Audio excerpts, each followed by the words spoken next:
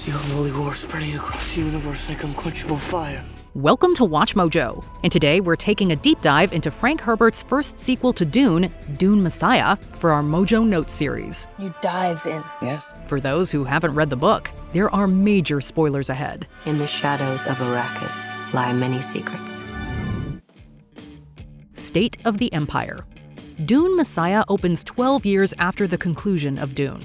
Paul Muad'Dib Atreides is the new emperor of the known universe. His holy war has raged across the stars, leaving 61 billion people dead. A warrior religion that waves the Atreides banner in my father's name.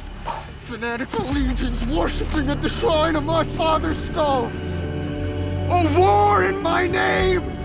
He's a figure of worship for the Fremen, as is his now 15-year-old sister Alia Atreides, who's revered as a saint.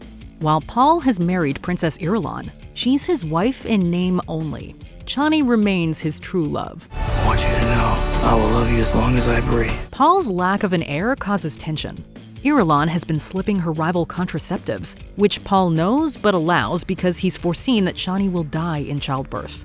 It'll be interesting to see how this setup changes in a future film adaptation, based on the conflict that Denis Villeneuve introduced between Paul and Chani in Dune Part 2. This prophecy is how they enslave us! The players.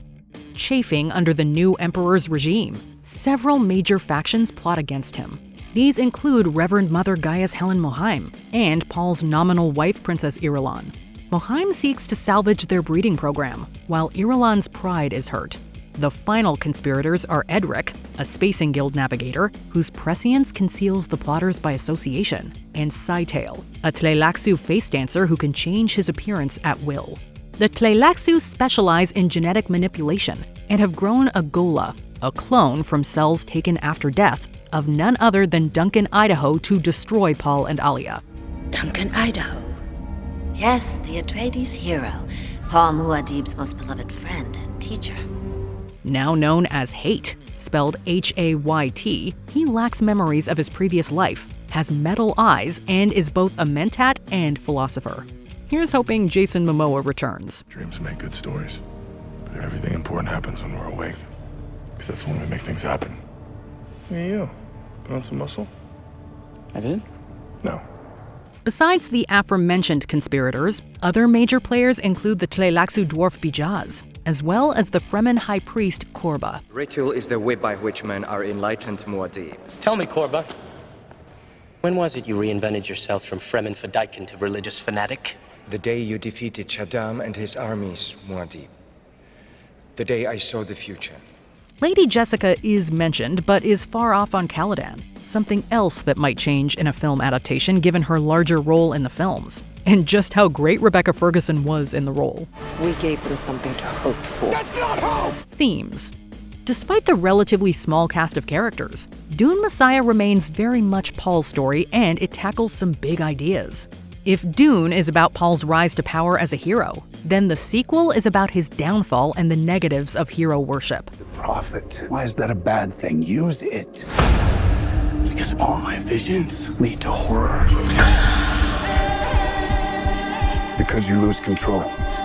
Because I gain it. Speaking of worship, religion is another major through line, with the book addressing how the worshippers affect the worshipped and vice versa.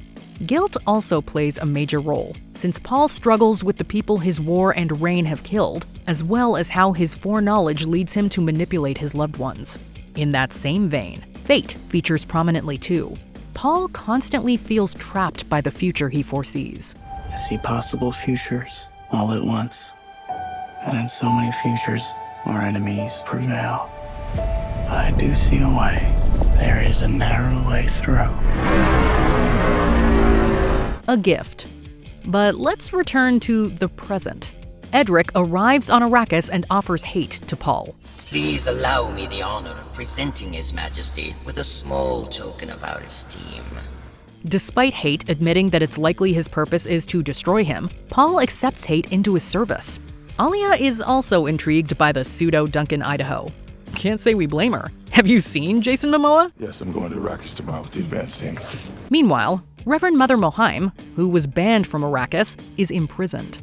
She urges Irulan to kill Chani after learning that Chani has switched up her diet, which will likely lead to her becoming pregnant with an heir, outside the Bene Gesserit's designs. Answers only breed more questions. What is important is how one navigates between the two. So, you haven't forgotten everything we taught you. A plot among the Fremen. Alia, whose pre-born status leaves her feeling alienated from others, practices her swordplay against a target dummy in the nude.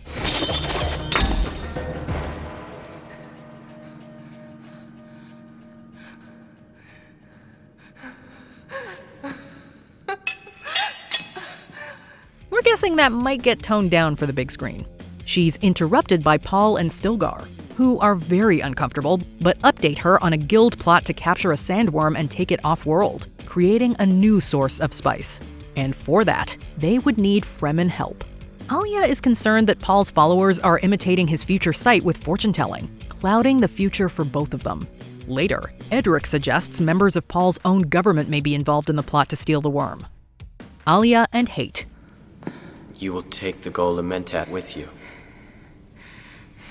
I assume you can handle him. When the body of a young woman shows up, Paul sends Alia and Hate into the desert. The two of them flirt as they investigate. Here's hoping Villeneuve shortens that age gap. Alia eventually realizes that since no one has reported a girl missing, they may be dealing with a face dancer who can shapeshift to imitate a person's appearance. Really the effect of rapid neurological atrophy. A Tailaxu specialty. Tailaxu? Face dancers. This is a dead Fremen girl, my lady. What if there are no women reported missing amongst the Fremen? Paul nearly overdoses on spice to perceive the future, only to see a moon falling, representative of Chani's death. He attempts to confide in Hate, seeing more man than Gola in him. Troubles you, my lord. The future. An offer to save Chani. Suspecting that his enemies seek to kill Chani, Paul tries bargaining with the Reverend Mother. Is there no other way? He'll act as a donor for Irulan. He'll contribute to their breeding program, but the child won't be his heir. Mohaim agrees to consult with the Bene Gesserit Council, but they delay in responding. Chani discovers that she's been fed contraceptives and wants to kill Irulan. I should spill your water on the sand for what you've done. But Paul, who has seen her die in childbirth, asks Chani to forgive Irulan without explaining why. Chani soon becomes pregnant, which is both happy and dire news for them both. I'm afraid, Marty. I suddenly feel like we have so little time. Stoneburner. Scytale, disguised as the dead girl Alia investigated, requests that Paul visit her father Otheim, one of his Fremen commandos, claiming he has evidence of a Fremen plot against him. You must visit my father. As soon as possible, my lord. There is a plot against you. There are many plots against me. This is a Fremen plot, Majesty. Although well aware it's a trap, Paul is able to convince his advisors to let him go, albeit with security. Otheim provides Paul with Bijaz, a Tleilaxu dwarf who acts as a living record of all the conspirators. Bijaz has told me their names. He was a gift to me after our victories in Terrahel. I am a person, not a gift. Cheap to feed, but costly to fill. Empty me as you will, sire. Paul departs Otheim's house and sends his men after some of the conspirators who live nearby. And then, Otheim's house is hit by a Stoneburner, a nuclear-powered superweapon that could make quite the spectacle on the big screen. Stoneburner.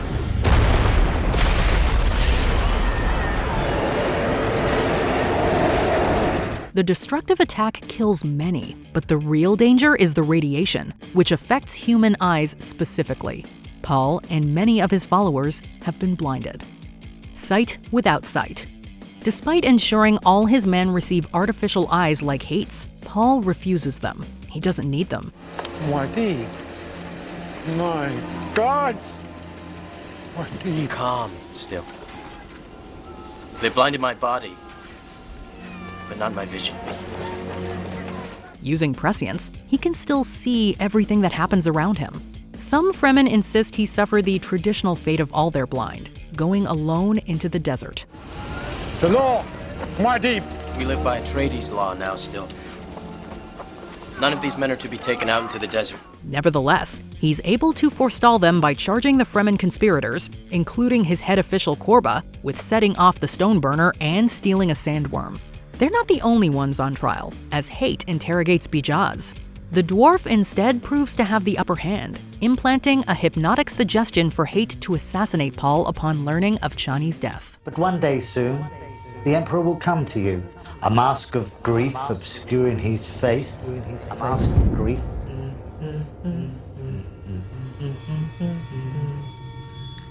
And he'll say she's gone. Birth, death, and confrontation.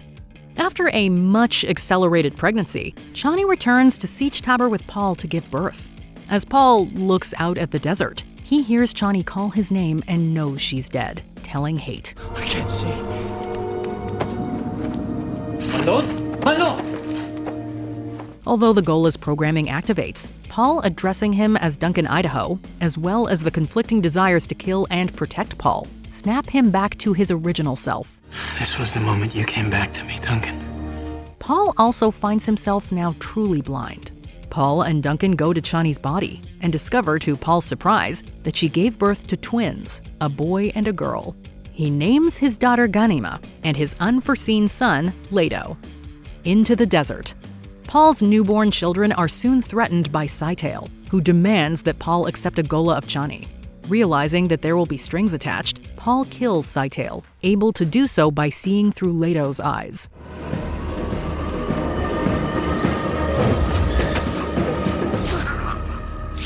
Bijaz repeats the offer, and Paul has Duncan kill him.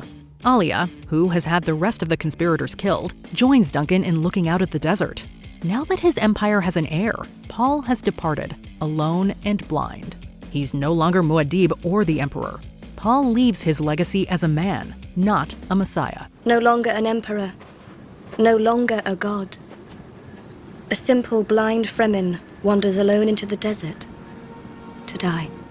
Before we continue, be sure to subscribe to our channel and ring the bell to get notified about our latest videos. You have the option to be notified for occasional videos or all of them. If you're on your phone, make sure you go into your settings and switch on notifications. A Dune Messiah film. You believe in Paul? There are signs. We've speculated a few times on what Denis Villeneuve could do with the source material, and there are as many possibilities as those seen by Paul himself.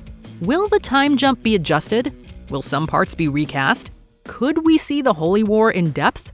How will Paul win Chani back? I won't be fighting for him. I'm fighting for my people. The political scheming is much more prominent in this story than in Dune. Will this lend it more of a political thriller vibe? All these questions certainly haunt us. However, most of all, we're wondering, what do you want to see from a film adaptation of Dune Messiah? Let your hopes flow like the spice in the comments. You are not prepared for what is to come. Did you enjoy this video?